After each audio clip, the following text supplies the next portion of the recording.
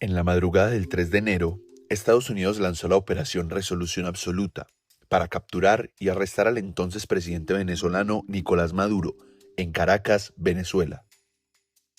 La operación fue la culminación de meses de planificación e involucró 150 aviones y helicópteros.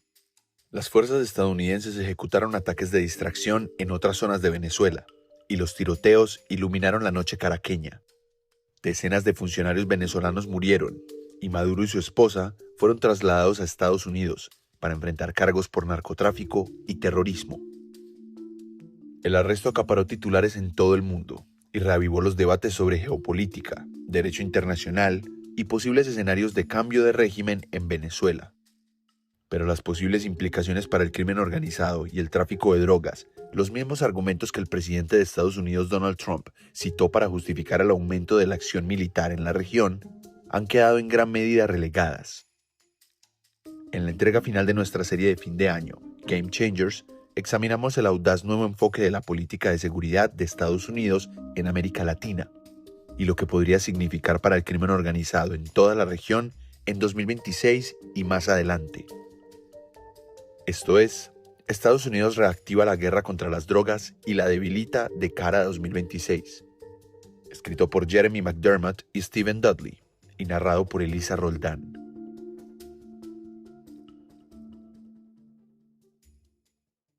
Bajo la presidencia de Donald Trump en 2025, el giro radical de la política de seguridad de Estados Unidos en América Latina y el Caribe se ha orientado hacia un modelo militarizado y represivo, y está dejando de lado los elementos más exitosos de la lucha contra el crimen organizado transnacional, la cooperación y el intercambio de inteligencia.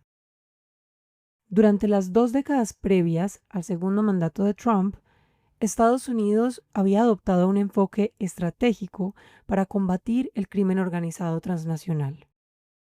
A través de un generoso financiamiento, cooperación y en ocasiones intimidación, Washington logró que distintos países de América Latina y el Caribe se coordinaran en la lucha contra el crimen. El lenguaje también había cambiado, alejándose de la noción de una guerra contra las drogas y avanzando hacia una estrategia más matizada, centrada en el fortalecimiento de los sistemas de justicia y en la capacidad de las unidades de inteligencia financiera.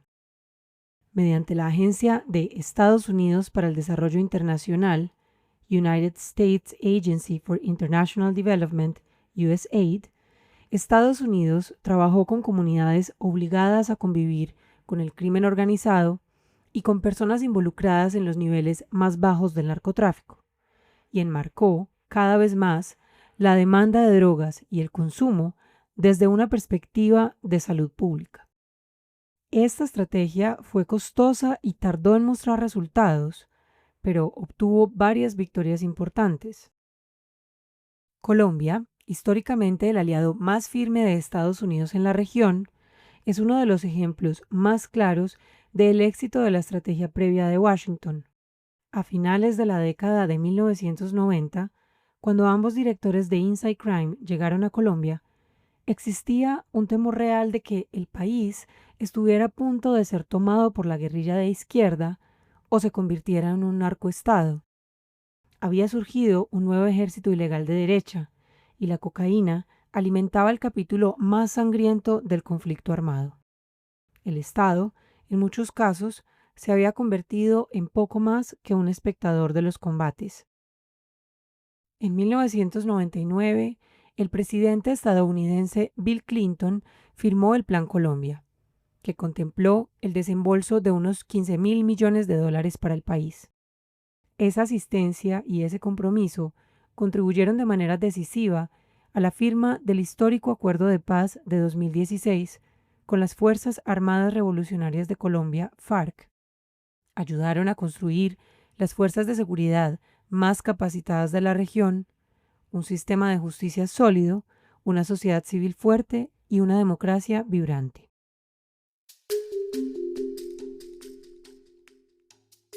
Trump pone en la mira a Colombia. Las relaciones con Colombia atraviesan un momento crítico. gran parte de la ayuda estadounidense ha sido recortada.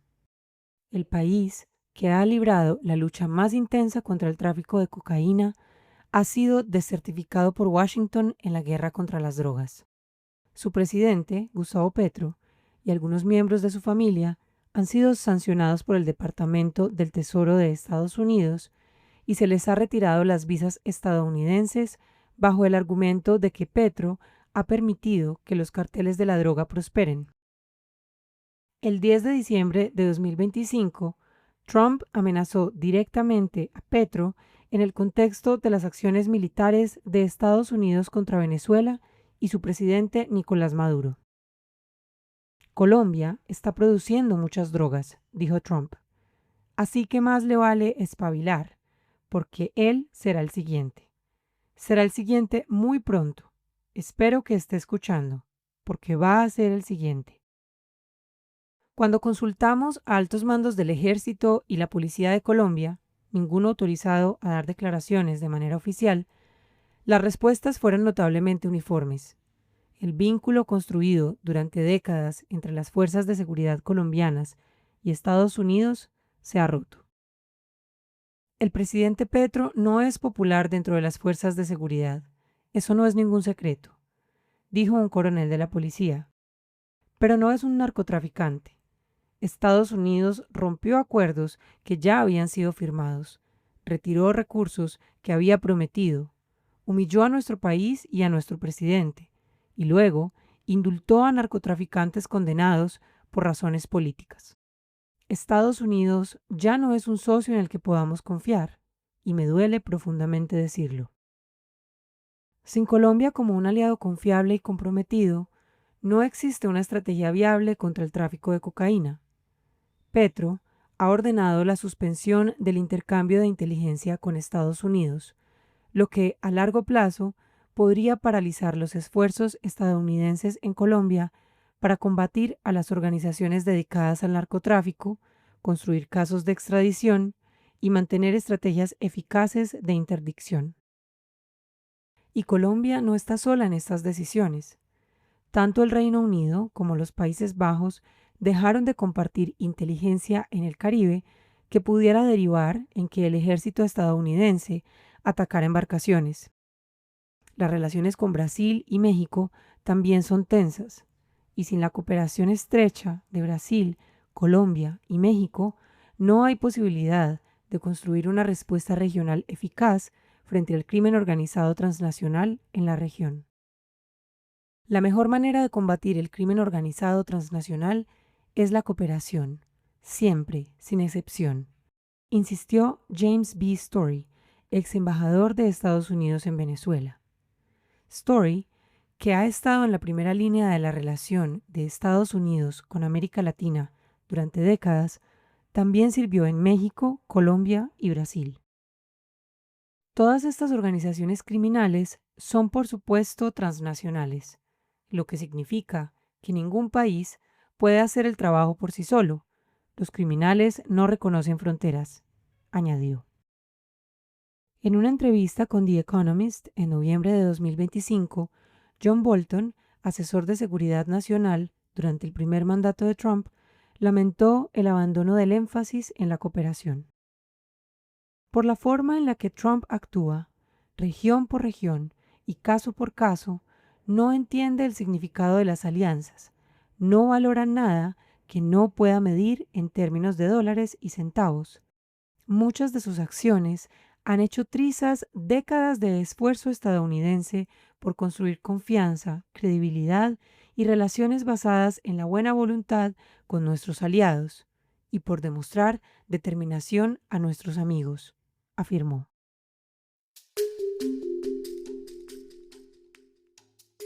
La estrategia militarista de Washington.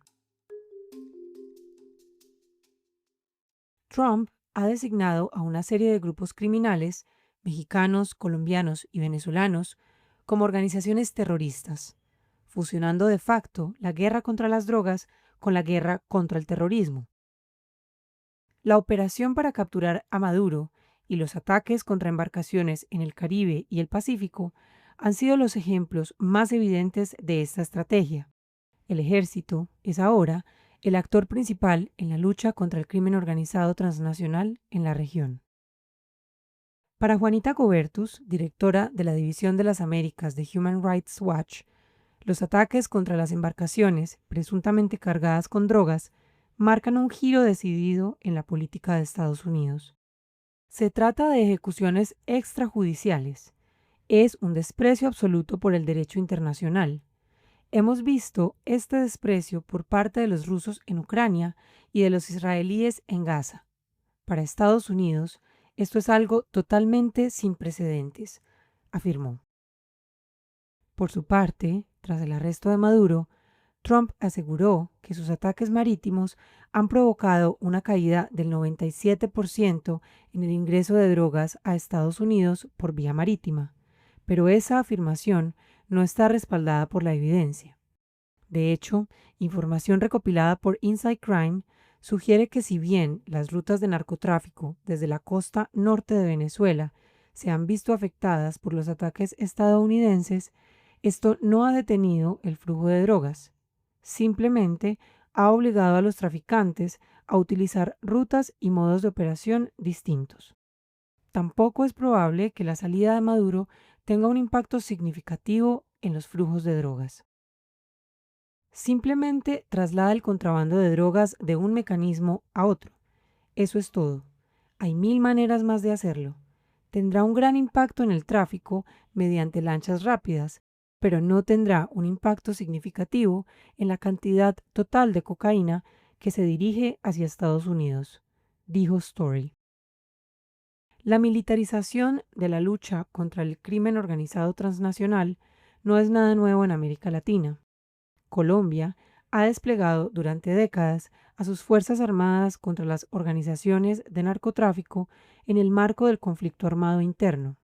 México lanzó a su ejército a las calles en 2006, bajo el mandato del presidente Felipe Calderón, y en 2024 el presidente Daniel Noboa, en Ecuador, designó a 22 bandas criminales como organizaciones terroristas y envió soldados a patrullar las calles. Sin embargo, el ejército ha demostrado ser un instrumento tosco. Entrenado para combatir enemigos uniformados en un campo de batalla claramente definido, su despliegue en la región ha estado marcado por reiterados abusos a los derechos humanos que a menudo terminan fortaleciendo el apoyo comunitario a los actores ilegales, vistos como víctimas frente a un Estado percibido como agresor. Combatir el crimen organizado transnacional en América Latina y el Caribe no es lo mismo que enfrentar a grupos terroristas tradicionales como el Estado Islámico o los talibanes. Existen pocos objetivos militares convencionales. Los carteles de la droga no solo se esconden entre la población civil, sino que en muchos casos son la propia población civil.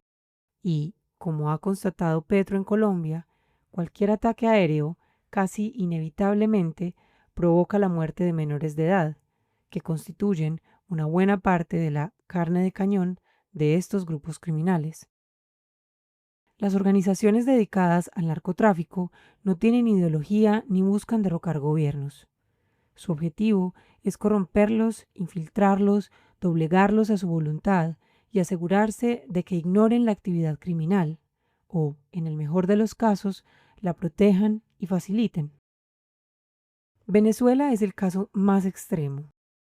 Con la designación del Cartel de los Soles como organización terrorista y su aplicación a todo el régimen de Maduro, utilizada para justificar la operación de captura del 3 de enero, Estados Unidos ha declarado en los hechos la guerra al país. Sin embargo, sacar a Maduro del poder, por corrupto y criminal que sea, no detendrá la exportación de drogas ni erradicará la criminalidad en Venezuela. De hecho, podría derivar en caos y nuevas oportunidades para el crimen, o peor aún, en un conflicto civil. El hecho de que Trump haya dejado al régimen chavista en control del país demuestra que es consciente del riesgo potencial de desestabilización. La orden de la administración Trump de garantizar la eliminación total de los carteles y de las organizaciones criminales transnacionales está condenada al fracaso. La experiencia de los últimos 40 años demuestra que no hay un final para la guerra contra las drogas mientras la demanda se mantenga estable. No existen soluciones rápidas. Sin embargo, la cooperación estrecha entre países, el intercambio de inteligencia y la construcción de confianza han demostrado que toda estructura criminal, así como demostró el caso del Cartel de Medellín, puede ser desmantelada de manera gradual y que incluso presidentes pueden ser condenados por narcotráfico, aunque posteriormente Trump les haya concedido un indulto. Lo que también han probado las últimas 4 décadas es que una democracia sólida, con contrapesos claros, una prensa libre y vigorosa y altos niveles de transparencia, es la mejor defensa frente al crimen organizado transnacional. Allí donde se ignora el debido proceso, se debilita el Estado de Derecho, se reduce la transparencia y se margina a la sociedad civil, la corrupción prospera y el crimen organizado se fortalece.